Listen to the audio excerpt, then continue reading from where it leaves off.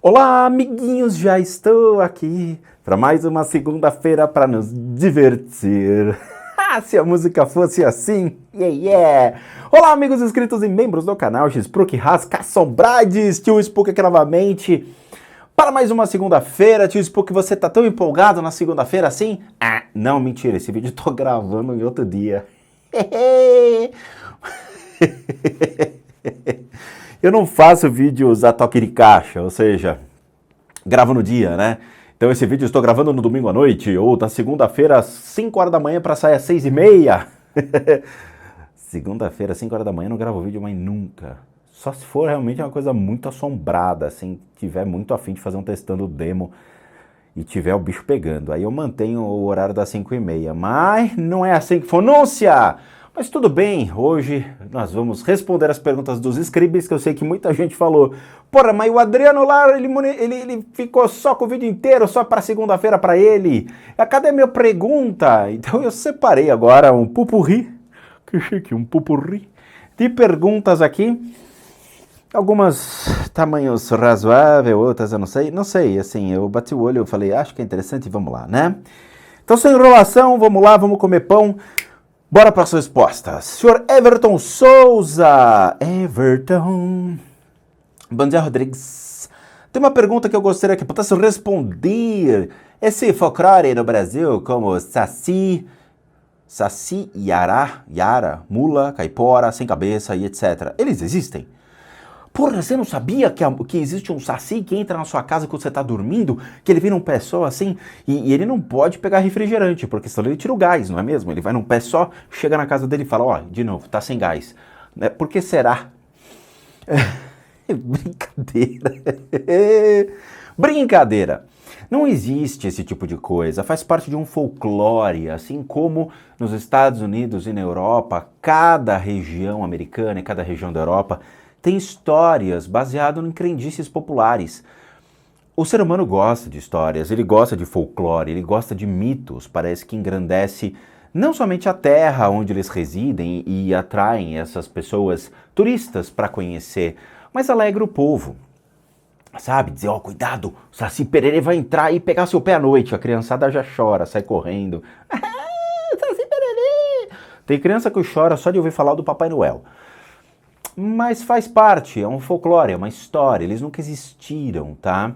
A gente não vive em Nárnia. Se a gente vivesse em Nárnia, provavelmente eles existiriam. Ia ser muito louco, né? Ter todos os elementos, todas as figuras de Nárnia junto conosco, vivendo. Eu acho que o mundo até seria mais feliz e colorido. Mas não rola. Imagina, tem aquele filme do urso da bússola de ouro, não é mesmo? Que cada um tem um bichinho de estimação, né, que fala com o bichinho, que na verdade representa o seu caráter, né, a serpente, o abutre, lá, o corvo. É interessante, acho que seria legal se fosse assim, né, a gente poderia verificar realmente a índole da pessoa pelo seu animalzinho de poder, mas não é. Então é tudo folclore baseado em crendices populares, da mesma maneira que Hollywood cria suas histórias, baseado em folclore e histórias, não é mesmo? Eu realmente assisto lá aqueles Insídios da vida, o Conjuração, eu olho aquilo e falo, cara, o cara tem que ter muita imaginação para acreditar numa criatura que tem chave no dedo, sabe? Quer dizer, o interessante é que se você perder a chave do seu carro, você pode invocá-la por meio lá de um, sei lá, de um pentagrama, aí você traz essa criatura e fala, perdi a chave do meu carro, aí ela vai lá e tira assim, né? Tem do Honda, tem do Toyota, ele vai lá e abre. Ia ser louco se isso acontecesse. Não, mas não existe, tá bom, Everton? Vamos lá. Isabela Rosa. Olá, tio X-Spruck. Tenho uma dúvida com relação ao budismo. Eu gostaria de saber quando se considerar um budista. Quando o lama te considerar um budista. O budista seria aquela pessoa que faz a tomada de refúgio? Ou até mesmo uma pessoa que ainda não fez a tomada de refúgio pode ser considerada um budista? Isso existe sim, Isabela, você tem razão, tá? Deixa eu só... Bom, você fez ainda mais apontamentos, vamos lá. Tem esse questionamento, pois eu gostaria muito de entrar numa sangha, que é a comunidade budista, tá? E fazer todo o processo de iniciação. Iniciação é uma palavra muito mal usada Porque não existe uma iniciação no budismo, tá? Iniciação se dá dentro de ordens esotéricas, ou quando você faz um batismo dentro do catolicismo, ou mesmo da Umbanda. A Umbanda não tem algumas Umbandas têm iniciação, tá? Você vai no candomblé, eu acho que o candomblé tem a iniciação, quando você raspa a cabeça para fazer o santo, seria uma iniciação. Mas sou de menor. Aí, mano, tu é de menor? E meus pais são católicos, então fica complicado. Não fica complicado. O que é complicado seria se você fosse obrigada a seguir 100% que seus pais seguem hoje de crença. Quando você crescer, você vai poder ter o que você quer ou predeterminar qual vai ser sua religião. É uma questão de tempo. Uma última dúvida. O senhor irá voltar a falar sobre o budismo no seu canal e ensinar algum outro mantra? Não. Enfim, agradeço por ter lido até aqui. Muito obrigado por ter feito sala sobre budismo. E não fosse vídeos, eu não teria percepção de qual é a religião que tem muito a agregar em nosso cotidiano e à sociedade. Vamos lá, Isabela. Existe a ideia realmente do refúgio. Ele acontece geralmente no começo do ano, tá? A tomada de refúgio sobre o aspecto da representatividade de cada linhagem budista. Então aqui no Brasil, dentro do budismo Vajrayana, nós temos 4 linhagens interessantes que são muito legais para você entrar, aprender e conhecer. A primeira é a Nimpa, que pertence à rede de templo Shagdu-Gompa, que é muito legal, tá? Tem lamas bem acessíveis, são pessoas muito cordiais que aceitam essas diferenças que nós vemos hoje dentro da sociedade, ou seja, tem religiões que não aceitam, por exemplo, a forma de como você lida com a sua vida, sua opção sexual, né? A forma como você vê o mundo, tal, eles acolhem as pessoas sem preconceito. Porque o que você escolhe, tipo, quero comer tal coisa, quero viver assim, quero não sei o quê, não vai fazer diferença. O que está diferente é dentro de você. Então nós temos a Nimpa, a Gelupa, a Kagyupa e a Sakya. Tem outras vertentes do budismo? Tem, mas eu realmente parto do princípio delas porque essas são muito recentes e são muito legais para a gente poder conhecer bem o budismo tibetano. Se você for Zen ou Chan, eu não tenho conhecimento sobre esse budismo, porque eu acho que o budismo Zen é do século XIII e o budismo tibetano, ele segue completamente todo o princípio do próprio Siddhartha Gautama, advém realmente de uma união ali junto com o hinduísmo, né, do Theravada, do Mahayana, e depois torna-se o Vajrayana. Eu gosto mais dessas tradições, tradição mesmo, tá? Segue realmente todos os 3 ciclos da roda do Dharma que o próprio Siddhartha Gautama girou. Outras ficaram meio que não vou utilizar o Tantra, não vou utilizar isso, ficaram seletivas aos ensinamentos. O Vajrayana ele segue afinco realmente o que é utilizado. Então cada uma delas seguindo um princípio, ou seja, nós temos na Nimpa o Padmasambhava, que foi o precursor ali que, por meio dos seus 25 discípulos, ele propagou os ensinamentos e todo começo do ano a gente faz a tomada de refúgio e votos dentro do princípio do Guru Rinpoche. Padmasambhava Guru Rinpoche, ok? Idem as outras doutrinas, outras linhagens. Então, por exemplo, da Kagyupa, o alicerce muito aqui que eu vi acontecer é do Milarepa, tá? O próprio Mingyur Rinpoche, ele tem um vídeo que ele explica que realmente a Kagyupa se alicerça muito no princípio do Milarepa. Se você for pegar a Gelupa tem Tsongkhapa. Se você pegar a Sakya, você tem o Sakyamuni Buda. Então você faz a tomada de refúgio junto ao seu guru raiz.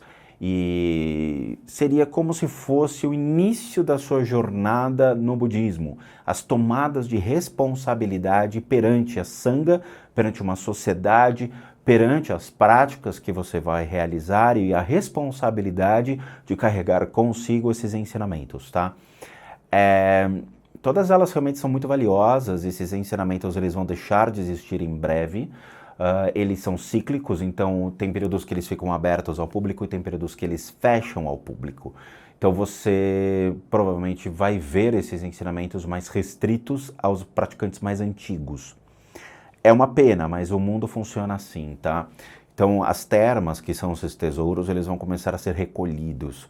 Então, os ensinamentos eles vão ser propagados realmente ali só para um grupo específico. E eu falo isso porque eu vi acontecer de diversas práticas, não só dentro do budismo, mas outras escolas esotéricas, até mesmo indianas, elas começaram a restringir o conhecimento, porque viram que o mundo muitas vezes ficou fútil, preconceituoso e não preparado para receber uma outra religião, outros ensinamentos, tá? É a vida. Assim mesmo que funciona. Sobre os mantras, eu não posso ficar ensinando coisas, ok? Eu não sou um lama, eu não sou um tulku. Por mais que eu seja um praticante budista, existem limitações às quais eu possa ensinar. E conversando com lamas, realmente me foi pedido para que não fizesse mais uma abertura desses ensinamentos. Não porque eu não conheça, mas porque é de responsabilidade do lama ao ensinar membros de sua comunidade. Por mais que eu queira ensinar às pessoas muitas coisas legais, eu sou limitado ao que passar, porque vocês têm que receber instruções contínuas para poder utilizar esse tipo de coisa.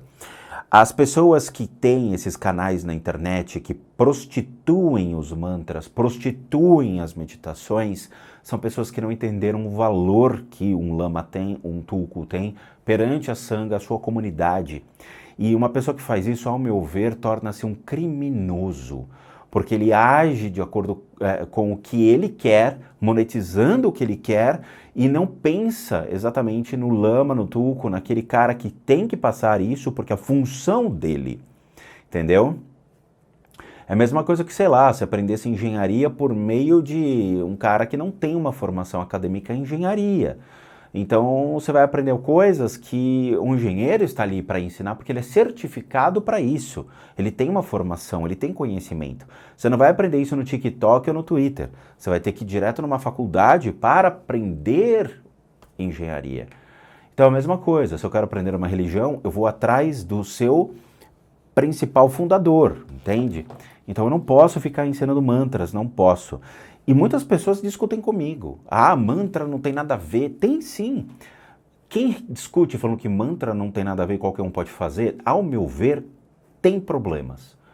Tem problema de aprendizado, é um cara que não tem caráter, não tem postura na vida, não tem respeito à crença dos outros e acha que a gente vive numa sociedade que é a Deus dará. Então eu pego mesmo, eu roubo, eu mato, dane-se, eu vou pegar os mantras de outras religiões e vou ficar fazendo. Isso, ao meu ver, é criminoso, porque você está utilizando-se de uma crença de terceiros, perfazendo-se ali de mantras que você não sabe nem o que eles são, a origem desses ensinamentos, e você nem faz parte daquela crença.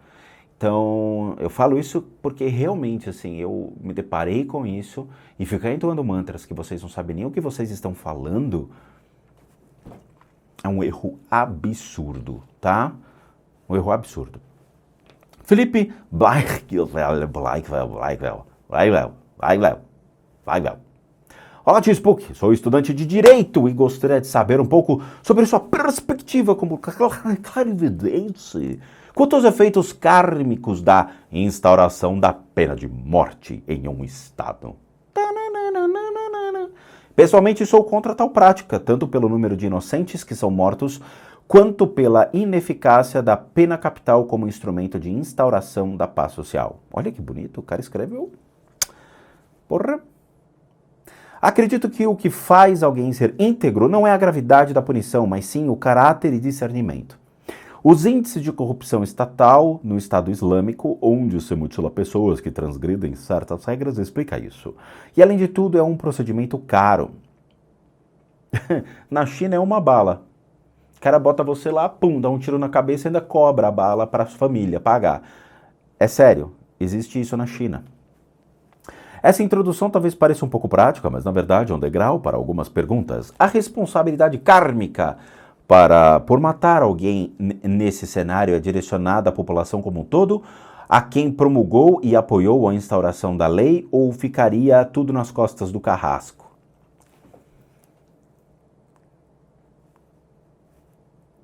É uma pergunta muito delicada, até porque eu tinha que ver um negócio desse para ver como se dá.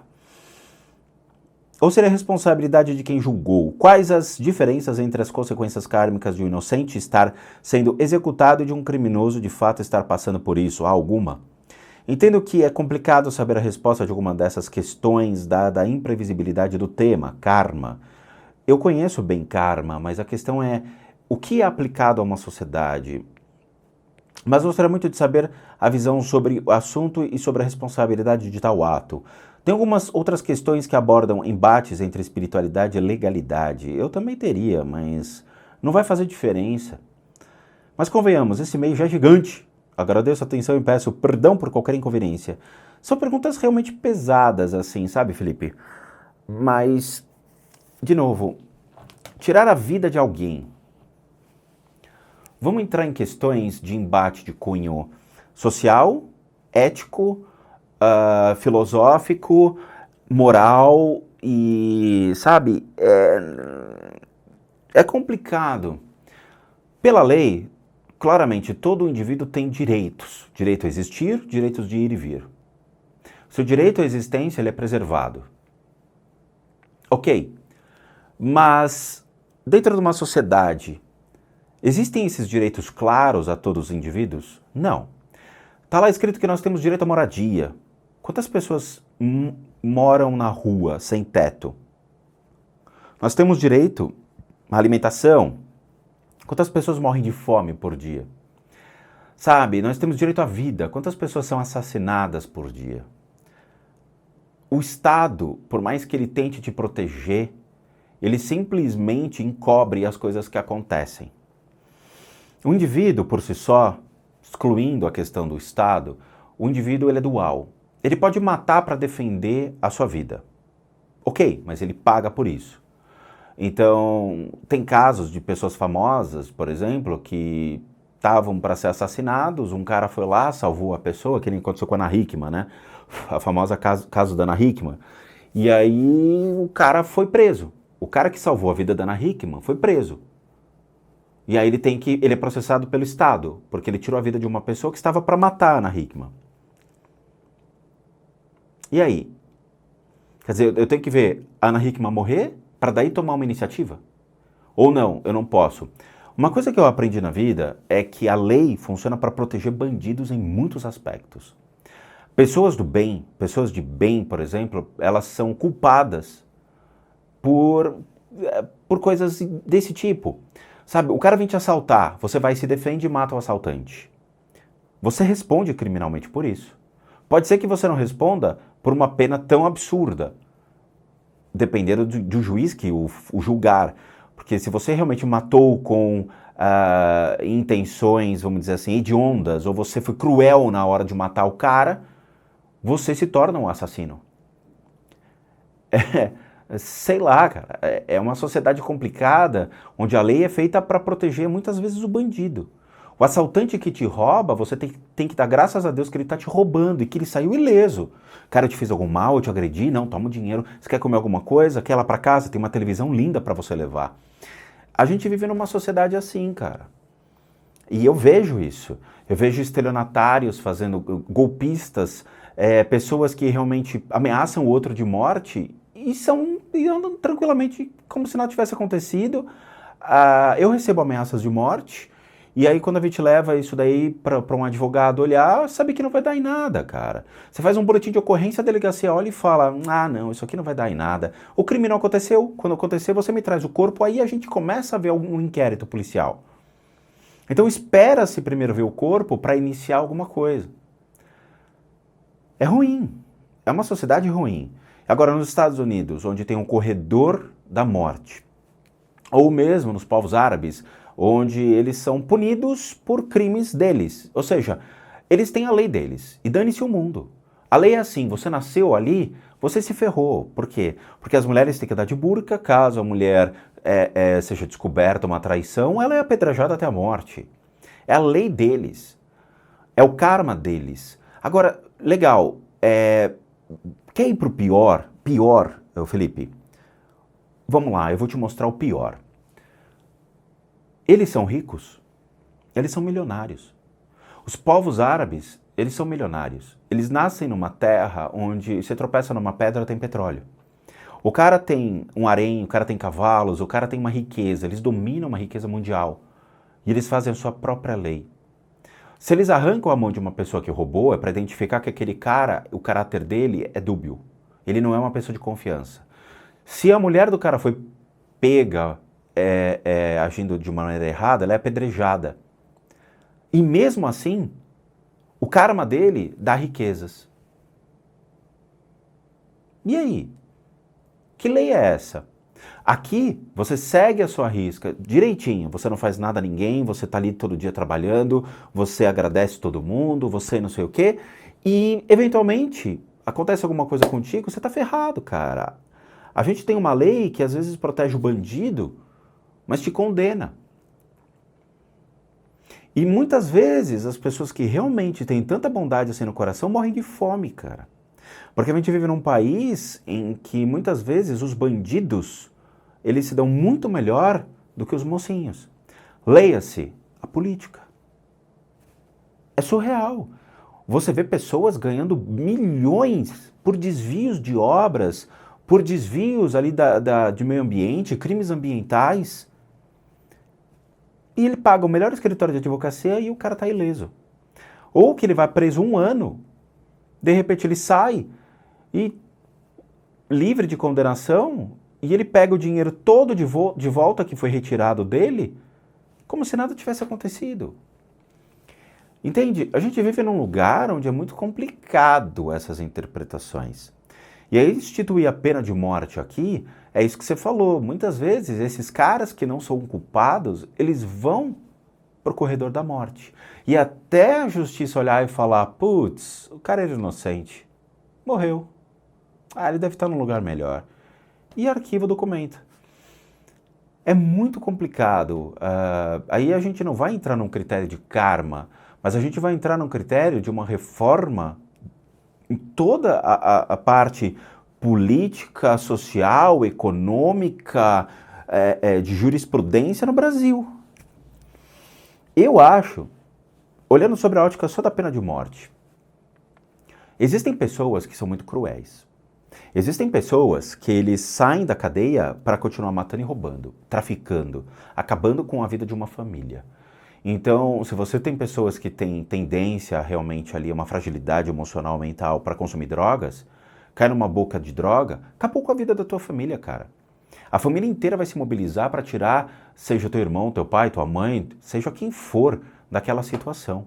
Então, mexe no karma de todas as pessoas envolvidas, porque você vai ter que parar o seu karma para sanar o karma de outro, para arrumar a vida de terceiros. E muitas vezes não é o seu karma aquilo, até porque karma é uma palavra de causalidade, ação e reação. Então você já tem as ações e reações advindas da sua forma de viver, agir e interpretar a vida. Ficar dependente das relações causais de terceiros, aí não rola. Aí não é legal. Nesse caso, a grosso modo, analisando ao pé da letra, você fala, então a pena de morte ela torna-se factível, porque eu vou estar expurgando pessoas que têm um intuito já de matar, roubar e afetar a vida do próximo, ou seja, a gente não morre por causas naturais, a gente morre porque o outro quer que a gente morra. Entende o ponto da coisa? A minha vida, quem predetermina não sou eu, é o outro. Eu tenho que sair de casa e pedir perdão. Olha, desculpa, eu posso continuar minha vida? Tô te incomodando? Olha, eu prometo que eu vou ficar quietinho, hein? Assim, cara, daqui a pouco a vida vai ser assim. A gente vai ter que coexistir pedindo licença pro próximo para existir. Então, a grosso modo, a pena de morte, nesse sentido, para que você continue se defendendo e continue existindo, ela torna-se aceitável. Mas, de novo, eu estou falando a grosso modo, tá? Agora, será que uma sociedade está preparada para adicionar pena de morte a seu meio de vida? Você vê, os Estados Unidos, eles têm a lei das armas. Qualquer pessoa pode ter arma. Qualquer pessoa, tá? É o meio de você existir numa sociedade. Então já é um limite para o próximo. O próximo vem te aborda, você só mostra a arma. Fala, você vai falar comigo? Hello? Você tem certeza que você vai falar comigo? Tem certeza? No Texas, A lei é para que você mostre a arma. Você não pode ocultar a arma. Você tem que andar com ela à mostra, seja no carro, no coldre, no corpo, você tem que mostrar para a pessoa. Queridão, eu estou armado. Se você fizer alguma meleca, eu vou sacar a arma e eu vou te matar. E aquela sociedade, ela existe muito bem assim. Ela se aceita assim. A pena de morte, ela existe. Todos estão cientes disso. Se você roubar e for pego fazendo um ato desse, você vai responder por isso. A pena de morte está aí. Então é uma castração, vamos dizer assim, pré-determina-se um limite. No Brasil, se for instituído o armamento a toda a população, eu não vou sair de casa durante um ano. Você pode ter certeza, nós vamos ter pessoas matando o outro porque acharam que, olha, eu achei que ele ia me roubar, eu matei. O cara me fechou no trânsito, eu matei. O meu vizinho era chato, eu matei. É sério, a gente vai ter o mau uso da arma de fogo, que seja pelo menos há 1 ano, 2 anos, vamos ter muita gente fazendo meleca com isso. As pessoas ainda vão se acostumar com essa ideia de ter arma de fogo, vamos ter disparo acidental dentro de casa, crianças morrendo, pais morrendo por disparo acidental. O brasileiro não está preparado ainda para lidar com isso. Eu, por exemplo, eu fiz 3 anos de exército, eu adoro tiro ao alvo, eu adoro essa parte de estratégia, de combate, eu acho genial. Porém, eu não tenho arma, eu nunca tive porte de arma, nunca tive uma arma de fogo e eu faço questão de não ter. Por quê? Porque eu não sei manuseá-la, eu não sei utilizar uma arma de fogo, eu não sei realmente como evitar acidentes. Eu sou desastrado, eu sou desatencioso em alguns aspectos, eu posso vir a cometer um erro e custar a vida de terceiros. Então eu prefiro não ter. É uma decisão muito complicada. De novo, eu me estendi, mas eu realmente acho que a ideia de uma sentença de condenação dessa de corredor da morte e tirar a vida de um indivíduo, tem horas que torna-se factível. Por quê? De novo, estupros, assassinatos, tráfico, a libertinagem do indivíduo, tem horas que realmente extrapola. Tem horas que a sua filha é estuprada, tem hora que você perde um pai por latrocínio e, cara, tem horas que você fala, meu, tinha que ter uma justiça muito mais rigorosa para poder colocar esse cara que está rindo depois que estuprou sua filha, está se divertindo na rua, numa situação que ele realmente venha a entender o que ele fez. Mas muitas vezes o Brasil não é uma escola de aprendizagem, pelo menos de entender o que é certo ou errado. O Brasil torna-se uma escola onde você vai aprender inicialmente o crime, para depois aprender a não agir como criminoso. A gente está se trancando dentro de casa, com medo de sair. É sério. Eu falo por experiência mesmo, porque eu já fui sequestrado, eu já tive uma arma apontada na minha cabeça, tá? Já tive. São histórias muito ruins que eu passei, mas você não sabe se você vai voltar para casa, cara. Sabe? Cansei de passar noites na delegacia para fazer boletim de ocorrência. E aquela história, né, cara? Você fica horas e horas e horas para lutar pelo seu direito. É ruim. É ruim. Mas eu vou deixar para vocês essa questão filosófica. Vamos lá. Daniele Gabriel. Boa tarde, Rodrigo. Sou Daniele, tenho 34 anos, comissária de bordo. Olha que legal. Tenho feito maratona de seus vídeos. Estou adorando e aprendendo muito. Sou espírita. Não é muito boa, mas é hoje a doutrina que mais acredito e sigo e baseio minha fé religiosa na doutrina. Faço evangelho no lar e no avião, né? E sempre rezo para os meus mentores espirituais. Acredito também ter uma mediunidade nos sonhos e já vi coisas esporádicas. A questão é, eu vi o seu vídeo sobre o Chico Xavier, e fiquei com algumas dúvidas. Todos nós. Se você puder ajudar, responder, eu agradeço. Concordo que Chico era apenas um humano. Todos nós, inclusive eu. É aquela história, né? Que o próprio Batman diz para o Super-Homem. Você sangra? Minha pergunta é: o Espiritismo baseia quase todas as palestras nos livros psicografados do Chico? Não, não.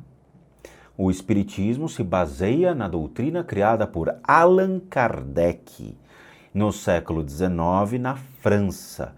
O Espiritismo vem para o Brasil, ele é rejeitado porque na própria França ele teve muita dificuldade de coexistir, uma vez que necessitava-se de maior entendimento para saber mais sobre o mundo espiritual, e nós estávamos falando de uma época bem complicada de se aprender algo relacionado a isso.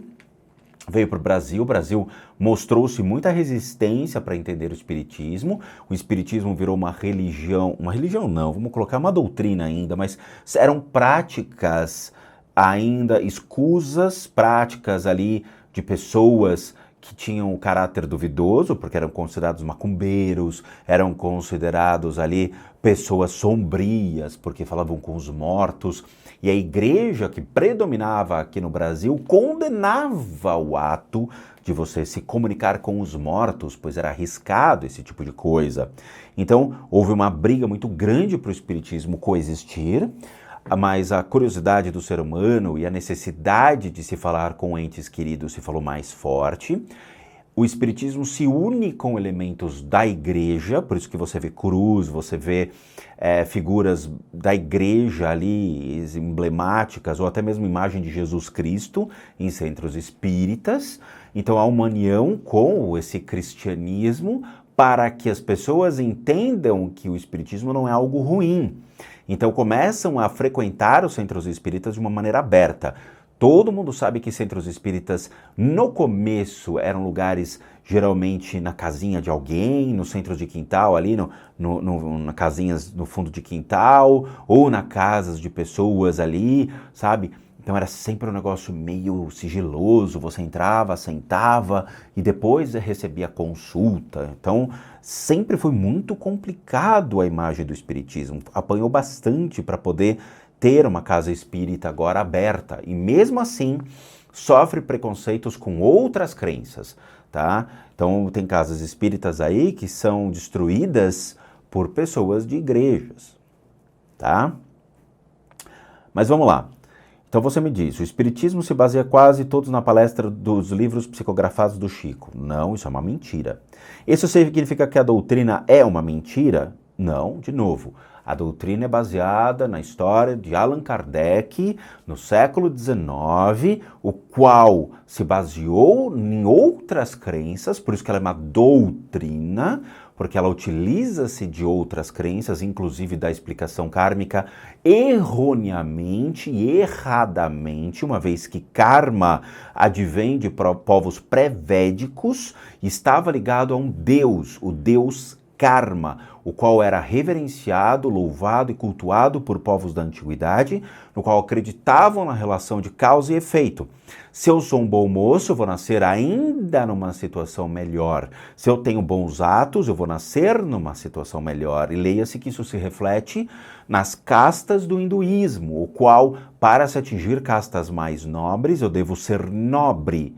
Por isso que eles querem sempre atingir o estado mais elevado das castas dos brahmanes, que são pessoas que têm muita riqueza, muito dinheiro, e com isso conseguem elevar-se cada vez mais dentro das culturas espirituais, das crenças espirituais deles, ok? Então você está se tomando como base um princípio errado. Deveria eu parar de seguir, pois nada daquilo existe? Eu fiquei muito pensativa sobre isso depois do seu vídeo. Me ajudará muito se pudesse esclarecer essa questão. Muita luz para você e para a Dani, o cachorrinho fofo que vocês têm. Alilu. Então vamos lá. O Chico Xavier. Muita coisa foi colocada, subiu à tona. Por quê? A pesquisa que eu fiz sobre o vídeo do Chico Xavier se baseia em informações que nós temos sobre a bibliografia do Chico. Não é minha opinião pessoal, mas as pessoas, na sua burrice, acham que foi a minha opinião pessoal mesmo eu falando. Tal informação encontra-se na revista Manchete de 1988. Tal informação encontra-se em tal material, jornal, tal. Não, as pessoas são burras, elas não sabem diferenciar o que é uma bibliografia, tomando como base uma pesquisa feita de materiais da internet que realmente trazem fatos históricos de uma opinião pessoal. É por isso que nós temos muitas pessoas que não conseguem nem escrever um artigo científico nesse país, tá? Porque não sabe diferenciar uma pesquisa de uma opinião. Tanto que no final eu coloco minha opinião sobre a ideia que ele tinha de que nós iríamos receber uma raça inteligente, que iria tomar aqui, falar para as pessoas, falar paz e amor, não sei o quê, como foi colocado ao sobrinho do Chico, entre aspas, porque ele não era o sobrinho, mas ele era uma pessoa muito ligada à vida do Chico e que o Chico chamava ele de sobrinho. E ele relatou isso a esse sobrinho, o qual escreveu o livro contando sobre tal fato. Ok? Então, temos que colocar o pé no chão, que parece que as pessoas não entendem, tiveram muitas dificuldades de entendimento e aprendizado sobre o tema. De novo, se você faz uma pesquisa sobre Chico Xavier, existem coisas legais que vão aparecer e coisas ligadas à sua vida pessoal, particular e íntima, coisas que foram muito complicadas e que não tiveram explicações, ok? Até mesmo o próprio sobrinho do Chico Xavier, que estava predestinado a assumir a posição de Chico, ele foi desde criança colocado para poder realizar as psicografias, a se comunicar com espíritos e tudo mais. Aos, sei lá, 18 anos, 19 anos, se eu não me lembro, ele surta, fala para as pessoas que o Chico é uma farsa, expõe tudo isso claramente, ele é internado no manicômio e ele sofreu 3 tentativas de assassinato, na terceira ele morreu envenenado. E aí? Como é que se explica isso? Sabe? Então, assim, isso está ligado à história de Chico. Não é mentira. Isso é real. Então, faz parte da vida dele. Valdo Vieira foi um cara que conviveu com Chico Xavier durante 10 anos, tentando levar o espiritismo para os Estados Unidos, mas não conseguiram. Porque os Estados Unidos não gostam desse tipo de coisa. Não gosta. Eles são baseados na igreja, tá? Então você vai lá, tem muita igreja anglicana, protestante, eles não gostam do espiritismo, não gostam. Por mais que hoje ainda estão tentando levar o espiritismo, deixando claro lá, ainda tem restrição. Muito bem, Valdo Vieira encontrou 30 psicografias prontas embaixo do sovaco do Chico. Valdo Vieira chega para o Chico e fala: "Que isso, Chico? Você fez isso para quem?" E o Chico fala: "Não são para ninguém, é rascunho." Peraí. Rascunho do quê? Então você estava fazendo teste com psicografia? Isso não existe. A psicografia ela é direcionada a uma pessoa naquele momento que você está fazendo. Então você já deixou as cartas prontas. Só faltava colocar o nome do indivíduo. Então levanta questões que outras pessoas apresentaram. E não sou eu. Eu realmente só relatei dizendo, existem pós e contras, ok? Então, quando surge a ideia do espiritismo do Chico Xavier, até porque Chico, ele desenvolve sozinho a psicografia, tá? Ele desenvolve a psicografia. E depois a Federação Espírita abraça o Chico. Mas ele não era espírita. Ele pratica o espiritismo, mas ele não está associado a ninguém. Ok? Ele tinha um meio de vida, o espiritismo. Porém, ele não estava vinculado a nenhuma casa. Ele não estava vinculado a nenhum órgão, sabe? Que nem aqui nós temos diversas casas. Paulo de Tarso, nossa, tem vários centros interessantes e bons, Estrela Azul, putz a vida, o Guarani. Guarani é maravilhoso, sabe? São casas que vinculam a pessoa para desenvolver a mediunidade. E você aprende por meio das práticas nessas casas. Chico não tinha nenhuma casa espírita. O Chico atendia na casa dele ou num sobrado por meio da psicografia que ele desenvolveu.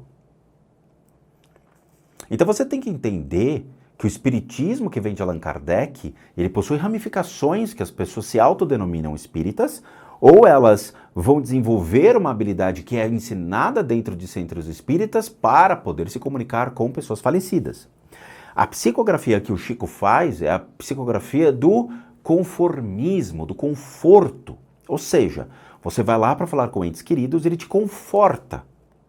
Enquanto a psicografia não, o espiritismo criado por Valdo Vieira, da conscienciologia, né, ele está atrelado a princípios mais científicos de projeção da consciência, de viagem astral, de outras coisas que ele se alicerçava.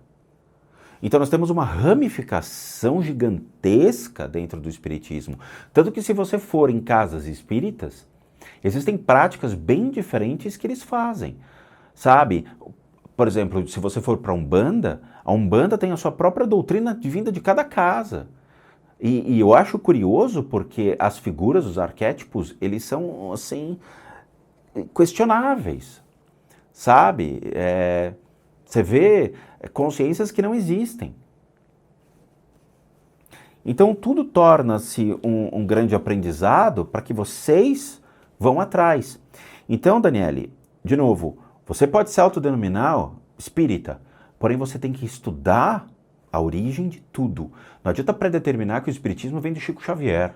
Não existe isso. O espiritismo, se você comprar o livro espírita, qualquer um dos livros espíritas, está escrito lá, Allan Kardec. Sabe? Ué, quem foi Allan Kardec? Jogador de São Paulo? Sei lá. Você tem que ir atrás da informação e entender que Chico Xavier não é o alicerce do espiritismo no Brasil. O espiritismo no Brasil é a doutrina que Allan Kardec trouxe da França para o Brasil, alicerçando aqui, criou-se a doutrina lá e se alicerça aqui, e aqui nós temos os primeiros centros que realmente se constituíram. O Chico veio bem depois. Tá? De novo, temos que prestar atenção nisso. Eu não tenho nada contra o Chico Xavier, não tenho preconceito nenhum contra o Chico, mas eu acredito que as pessoas têm que partir de um pressuposto mais real. Sabe, vamos lá. É muito curioso o povo brasileiro, e eu falo isso porque eu vivo muito preconceito também. João de Deus. As pessoas levaram 40 anos para condenar João de Deus. 40 anos. Sabe, quer dizer, as pessoas vivem num mundo em que acham que é tudo um dom, e quando eu realmente comprovo que a pessoa, opa, ali tinha uma coisa errada, não é legal isso, aí as pessoas, não, vamos levar, aprende, não sei o que, tal, o cara condenado, porra, o cara fazia isso durante 40 anos, por que ninguém parou o cara antes? Porque ele gera grana. Quando eu falo sobre a história de Chico, de novo, o Chico tem altos e baixos na vida dele. O Chico teve muito preconceito? Teve. Chico teve muitos pontos de interrogação em toda a sua vida? Teve. O Chico não era uma pessoa ruim, mas a gente não sabe quem estava ao seu redor. Chico não estava sozinho na sua jornada dentro da psicografia no Brasil. Existiram pessoas que viram a oportunidade de se fazer riquezas sobre Chico Xavier. E é verdade isso. Se vocês pegarem qualquer vídeo do Chico Xavier, vocês vão ver que existiam pessoas que exploraram financeiramente outras para poder ter acesso ao Chico. E ele mostra isso no vídeo da família do Chico, da vida do Chico. Só que uma cidade girava em torno dele. Tinham pousadas, tinham restaurantes, tinham agências de turismo voltadas só para você visitar Chico Xavier. Quer dizer, tentar encontrar Chico Xavier. Porque era uma multidão, era uma peregrinação para poder falar com Chico. Pessoas ganhavam fortunas com o nome do Chico. E assim, existe uma maneira de ganhar dinheiro direta e indiretamente com esse tipo de coisa. Indiretamente são por esses serviços, como uma hospedaria, como serviços de guias, turismo, restaurantes, tudo que gira em torno. Uma cidade dependia do Chico. E diretamente seria o Chico cobrar por esse tipo de coisa. O que não existe erro nenhum. Ele tinha que cobrar. Por quê? Porque era o meio dele continuar existindo dentro do princípio de exercer a psicografia como uma atividade e poder continuar os seus serviços. Ele precisava comer, ele precisava se vestir, ele tinha sua vaidade. O Chico usava peruca. Ele tinha a vaidade dele, tá? Tem até uma passagem que o guia do Chico fala para ele, você continua com essa coisa ridícula na cabeça? E o Chico fala, me deixa. Entende? Só que houve um sacrifício muito grande do Chico perante toda uma sociedade. Ele tinha um problema de vista absurdos, ele tinha uma catarata monstruosa. E ele foi se esvairecendo mediante a esse desgaste público. Então, a gente tem que entender a vida sobre sempre outras óticas. Não existe o ser humano perfeito, bem como não existem dons. Existem habilidades adquiridas. E essas habilidades, elas são questionáveis. Claro, sem dúvida nenhuma. Eu sou questionado todos os dias. Quando as pessoas falam, eu duvido. Cara, foda-se, o problema é seu, não meu. E eu tenho que falar o português correto e foda-se mesmo. Eu, por exemplo, as pessoas chegam para mim e falam, quero que você analise a minha casa. Tudo bem, custa tanto. Por quê? Porque meu tempo, a minha habilidade, todo o esforço que eu tive para aprender essas técnicas com monges, com mestres das Filipinas, com mestres hindus, eu aprendi, paguei, gastei uma grana aprendendo isso. Se você quer o meu tempo dedicado, eu vou cobrar. Se caso contrário, eu estaria ganhando dinheiro de uma outra maneira. Ou seja, no mercado financeiro, fazendo outras coisas. Muito bem. Aí a pessoa contrata o meu serviço de análise de casa e não fala nada, ele me manda o vídeo. E eu olho, nesse quarto tem isso, nesse quarto tem aquilo, nesse quarto tem aquilo. E você vê no depoimento das pessoas, das pacientes, das pessoas que me questionam, a assertividade é 99,9%. Por quê? Porque a clarividência, ela é uma habilidade desenvolvida e existe há séculos. Séculos não, há milênios, ok? Porque a gente está falando até antes de Cristo. E isso daí não é um dom, é uma habilidade. Você desenvolve, você aprende, você trabalha com ela, você exercita ela. Está lá a comprovação. Tá? E eu não me gabo disso, ao contrário. E pode perguntar até para Dani, minha esposa, eu todo dia pergunto para ela. Tenho que melhorar, errei alguma coisa, preciso aperfeiçoar, preciso ir atrás. Entende? É algo que realmente a gente tem que sempre questionar. Eu, novamente, convivi com isso a minha vida inteira e só agora, abrindo o canal, é que eu trago isso às pessoas. Para mostrar que realmente as pessoas podem desenvolver habilidades. Podem sair da sua zona de conflito, de conforto, podem aprender coisas legais e úteis na vida. É isso, tá? De novo, eu não tenho nada contra o Chico, mas a gente tem que olhar sempre 2 pesos e 2 medidas. Vai estudar a vida, vai ver pós e contras, vai estudar realmente a origem do espiritismo, você vai ver que o espiritismo não tem nada a ver com o Chico Xavier, tá? Até era questionável que se o Chico realmente fazia era espiritismo ou não, uma vez que ele não seguia nenhum padrão dos próprios centros espíritas tradicionais. Então o Chico ele tinha a forma dele de trabalhar, a forma de agir e de fazer aquilo, tá? O que não era padrão dentro de centros espíritas, não era, ok?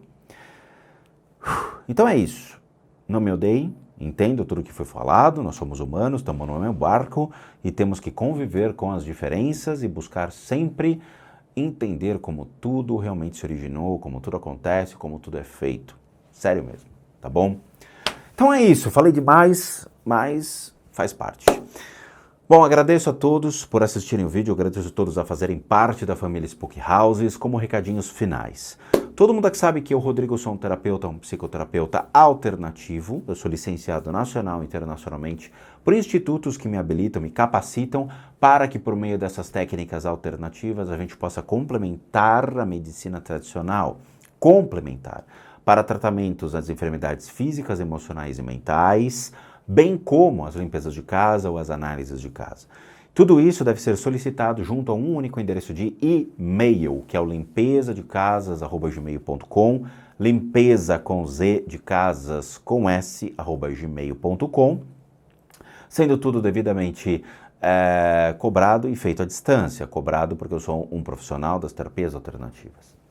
Nós temos 2 formas de ajuda. A primeira ajuda que vocês podem exercer conosco é o programa Seja Membro, que você clica aqui abaixo, torna-se membro do canal e você doa R$ 8, o que nos ajuda muito a continuarmos na plataforma, ou mesmo o sistema PayPal, que também encontra-se aqui abaixo o link. Só você copiar esse link, jogar no seu navegador e você pode doar o valor que você puder, que nos ajuda e muito. E por último, nosso site, casasassombradas.com.br, com muita coisa legal para vocês. Vejo vocês nos próximos vídeos e bons sustos a todos nós.